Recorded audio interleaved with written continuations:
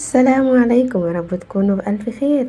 اللهم صل وسلم وبارك على سيدنا محمد. سيبك من كل حاجة قبل كده أو بعد كده هنعملها النهاردة. وصفة جميلة وسهلة وبسيطة. هنعمل النونو. ايه النونو ده؟ العيش النونو ان شاء الله نعمله بمنتهى البساطة. خليكي معايا واحدة واحدة، ومقادير ولا في الخيال. معانا كوبايتين بالظبط من الدقيق، ذرة ملح، معلقة سكر، ومعانا معلقة خميرة، بس كده.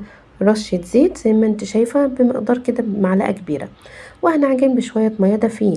لو وصلت لغاية هنا ما تنسنيش في لايك وشير، وعايزة الفيديو دوت يبقى ياخد شوية لايكات حلوين بقى عن كل مرة. ولو أول مرة تشوفوني، السهل والبسيط والوفير للي يعرفني طبعا وعارفيني كويس قوي، ان شاء الله عندي كل وصفاتي موفرة بأمر الله. مش هتروحي في حتة تانية، وهتلاقي كل موفر على القناة. خليكي شايفة كده. العجنة عجنة محترمة جدا، فضلت عجن فيها زي ما انت شايفة، عجنت بالمية الدافية. مفيش اسهل من كده. مقادير دقيق ومية وشوية سكر. بصي ما شاء الله العجينة خرافية. هنسيبها ترتاح وتخمر قيمة ساعة كده، ويلا بينا بعد ما تخمر نرجع لها ونشوف هنعمل معاها ايه. بصي ما شاء الله ارتفعت من معلقة خميرة. نبتدي بقى نشكل عجينتنا الجميلة دي.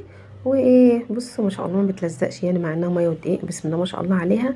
هندهن الرخامة بتاعتنا رشة من الدقيق كده ونشتغل. بصي العجينة خرافية والله، وجميلة جدا جدا جدا. ينفع تشكليها اي تشكيل انت عايزة، وينفع تعملي بقى حاجات كتيرة كتيرة كتيرة. انا بديك الفكرة، وانت طبعا شكلي زي ما انت عايزة واعملي اللي انت عايزاه. طبعا الحاجة تطلع احسن مني بمليون مرة. هنا يا ستي جبناها زي رول كده. دي طريقة هبتدي اقطع على حسب كرة صغننة، على حسب ما انت عايزة.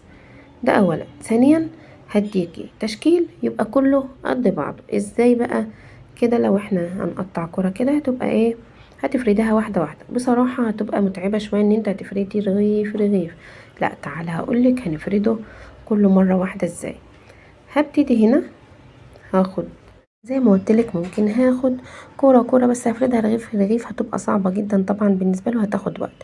هنا انا فردتها كلها بسمك نص سنتي كده، وجبت اي قطاعة عندي، كوباية، قطاعة، طبق، اي حاجة، وهبدأ اقطع بيها. تمام. لو انت عايزاه زي الخبز الياباني كده، بيبقى ايه ومش بيتفتح قوي، بس بيبقى هش كده وجميل شبه الفطاير يعني. إيه عادي، تخني السمك بتاع الفردة. تمام. ابدا ارش رشه دقيق كده محترمه، علشان اما اجي اطلع من عليها الرغيف رغيف يكون ايه سهل وبسيط ان انا اشيله من مكان. وزي ما انتوا شايفين انا مش هضيع طبعا ولا نقطه عجين، الباقي برجع احط تاني. وطبعا زي ما انت شايفه بنغطي علشان ما يعملش قشره من فوق ويبقى شكله مش حلو. ابتديت غطيته كله، وهشتغل في اول رغيف خبزته. ده انت دهنه صغننه كده خالص من الزيت، نقطة واحدة بس. وحطيت العيش، تكون الطاسة طبعا سخنة. وحطيت زي ما انتوا شايفين الأرغفة، بس طبعا لحظة النفخان يا خسارة ما تصورتش، النور قطع. وابتديت هنا كده احط كله زي ما انتوا شايفين كده، وابتدي رغيف رغيف. شايفين الانتفاخات الصغيرة دي؟ استنوا عليه شوية هتلاقوه قب وانتفخ زي العيش البلدي اللي بنشتريه من بره بالظبط. بصراحة طعمه خرافة وطعمه جميل وسهل جدا جدا جدا. هشتغل كده بقى وهكمل كل العيش بتاعي، وهوريكي حتى اللي انتي ما اتفردش معاكي او ما انتفخش معاكي هوريهولك ازاي. هتلاقيه بيتفتح من النص عادي، مفيش مشكله. بصي لحقتلك اول واحد انتفخ اهوت، بسم الله ما شاء الله جميل اهو خرجوا. بصي ما شاء الله عليهم، كميه حلوه جدا جدا من كوبايتين دقيق بس. بصي ما شاء الله. حشوك بقى تبع مزاجك انتي. تعالي هوريكي كله بيتفتح ازاي من غير اي عذاب. طبعا مفيش اسهل من كده ولا ابسط من كده. بنوفر مع مطبخ حبيبة السهل والبسيط والوفير عندي ان شاء الله. بيتفتح اهو بمنتهى السهولة. بص انا فتحت بالمقص عادي خالص. مفيش طبعا ولا اسهل من كده ولا ابسط من كده.